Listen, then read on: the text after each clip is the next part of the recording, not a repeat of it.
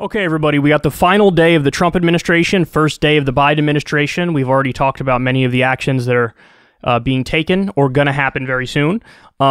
I just want to give you some more real quick. So we've discussed a few times what Biden's day one agenda and week one agenda is. Now we've gotten a more clear picture of exactly what's going to happen on day one. So according to Jeff Stein of the Washington Post, who's awesome, by the way, I highly recommend you follow him. He's one of the best reporters in the country, in my opinion, usually economics-focused reporter, but sometimes branches off into other things. Anyway, so according to him, Biden's day one executive orders include the following: rescinding the Muslim ban. That's going to happen on day one. Revoke the Keystone Pipeline. That's a new one that surprised a lot of people. A lot of people are actually very happy about that one because they didn't expect Biden to do this with the Keystone XL pipeline. Rejoin the Paris Climate Agreement. That's amazing. That's wonderful. Extend the eviction moratorium and the student debt interest freeze. Again, that's unequivocally good. Protections for dreamers. That's another good thing that obviously Trump was not necessarily on board with. And then also requiring masks in federal buildings. So that's what we learned. Everything I just said, this is what's now been verified as a day one action for Joe Biden. Okay. So we had gotten some bits and pieces of information here and there. I believe we did 2 segments on this show covering what's likely to happen. Now we know for sure those things are going to happen. Now, let me tell you, now it takes a turn for the worse, unfortunately, because I want to tell you what else is going to happen. This isn't necessarily day one, but this is on the record already. So Joe Biden is going to recognize Juan Guaido as Venezuela's top leader. Okay, this is some Trump shit. And also, it makes no sense, and it's imperialistic. Why? Because I don't care what you think of Maduro. It's irrelevant what you think of Maduro. He is the leader of Venezuela. That's not in dispute. We got this thing happening where people are just pretending that Juan Guaido, who didn't win an election, who's a puppet of the West, that we could just pretend like he's the leader of Venezuela. No, you can't. I mean, you can do that, but it makes no sense, and you're just lying. Again, it doesn't matter what your feelings are on Maduro. You could hate him more than anybody.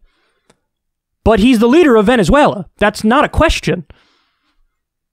So they're going to recognize Juan Guaido, and by the way, there's video now coming out of the hearing with probably soon-to-be Secretary of State Blinken, where he's talking to Marco Rubio, and he's basically saying, like, yeah, we're going to try to do sanctions and squeeze out the Venezuelan government. So in other words, he's going to continue the Trump approach on Venezuela.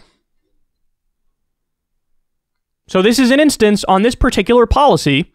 It's like you get a neocon with Trump and you get a neocon with Joe Biden.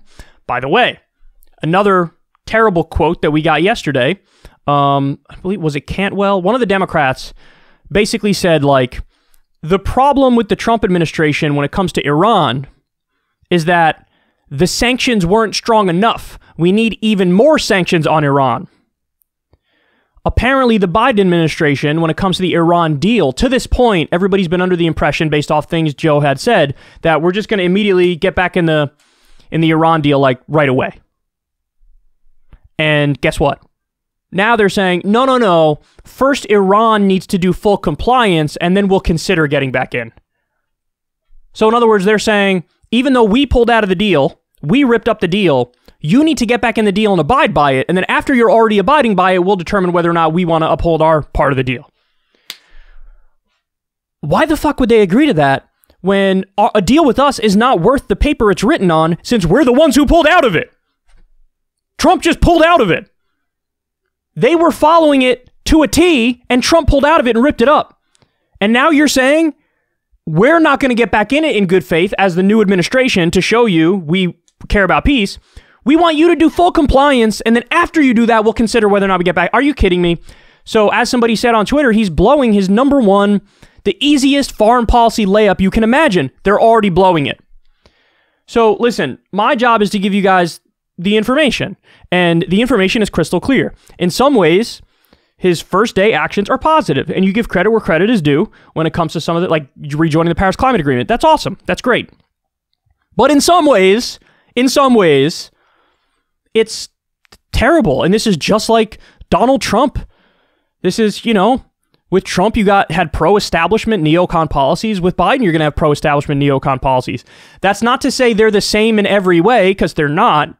But that is to say they're too similar. So, you have the Republican Party, and then the Democratic Party isn't the Democratic Party. The Democratic Party is the Diet Republican Party. That's what it is. Their actions are showing that. They're too much like the Republicans. They're not exactly the same, but they're too much like the Republicans. And they need to be different. They need to actually be a left party. It would be great to have a different foreign policy vision where you could vote for somebody who's not in favor of imperialism and neoconservatism and intervention everywhere and meddling in other people's business. So anyway, that's what's going on. You got some actions from Biden that are going to happen in the first day, in the first week or so. Some of them positive, some of them very, very negative.